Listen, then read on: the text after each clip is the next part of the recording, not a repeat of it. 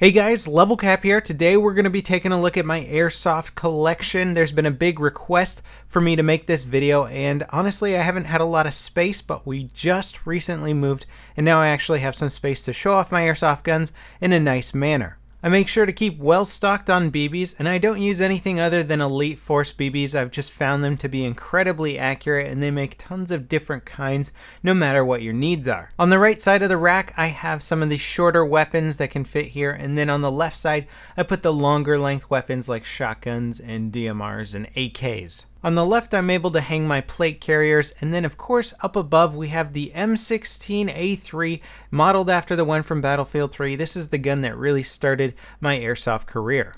This particular model is made by JG. I've played with it a few times, but ultimately it's really more of a showpiece that reminds me of some good old times in Battlefield 3. Now from the non-showpiece weapons, the guns that I still use in the fields, from left to right, we're starting off with the G&G GKM. This is essentially an AK-47, although it is modeled after the AKM, which visually is almost identical to an AK-47. This one has actually been upgraded internally with a MOSFET, a Miracle Barrel, and a flat hop, so it's incredibly accurate at range. I love the gun. It's very heavy but authentic at the same time. And of course, this gun and all the other ones I'm going to show you in this video can be purchased from Airsoft GI. If you want to know more about the specific weapons that I have, check the video description for links. The next weapon up is the Elite Force M27 IAR. This is the limited edition in tan, and this is honestly one of my favorite guns. It performs really well. It's also been upgraded with a Miracle Barrel and flat hop for maximum range, and I just love this thing. I've probably actually used it more than any of my other Airsoft guns. It has a really nicely built aluminum body, so it's still very lightweight, even though it is a full-sized M27 IAR. Now there's certainly a lot of Elite Force guns on my rack, and the next one up is the Elite Force Tavor. And like most Elite Force guns, it is actually licensed, so it has the official markings from IWI.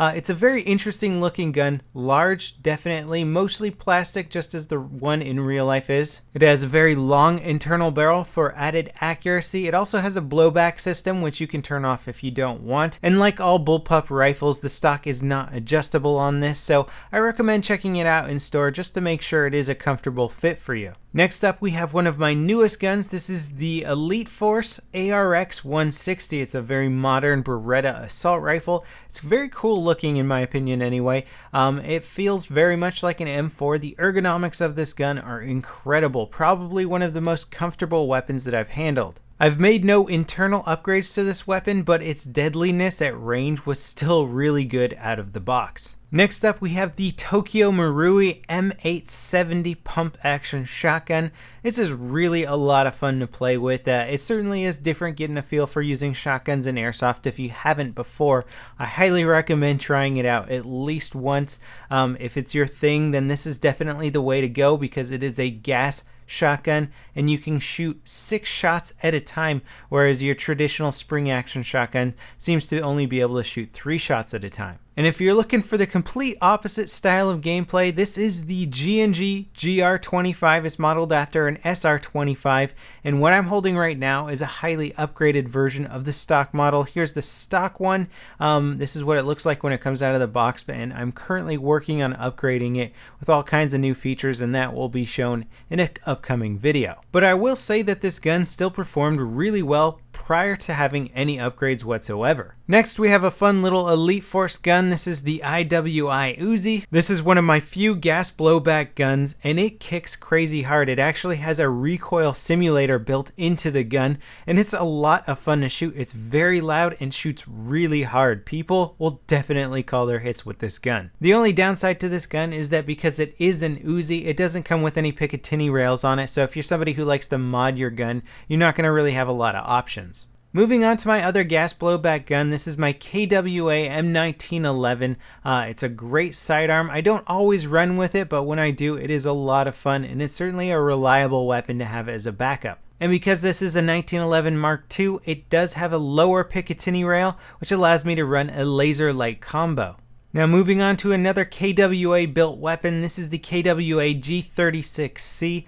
This is an awesome carbine. I really can't recommend this gun enough. It's extremely reliable, surprisingly accurate for how long the barrel is, and it's got plenty of Picatinny room on there, and I just love the height that the red dot sight sits on the top rail, which also functions as a handle. I really love H&K designed weapons, and this is certainly one of my favorites. And staying in the realm of H&K, this here is the Mp5 from Elite Force. It is a fantastic weapon, built really strong.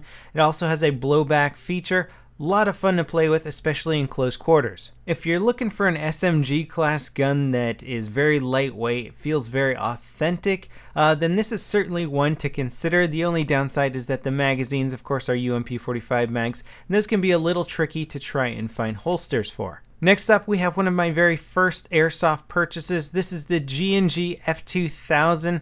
I love this gun. I love the look of it. I love the design of it. I've added the Picatinny rail to the bottom.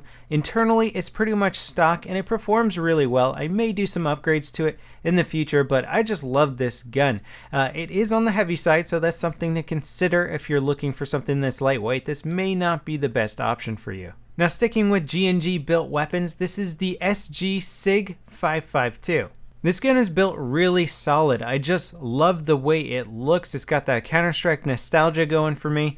I've used this gun at a lot of different fields. I really like the way it plays out. The FPS is designed for close range fields, but I have no problem taking out targets at longer range with this weapon. Again, internally, it's all stock, but it performs really well. Next up, we have the Elite Force Mp5 A5. I've been a huge fan of the Mp5 for the longest time. I like 9mm SMGs. There's just something really cool about it.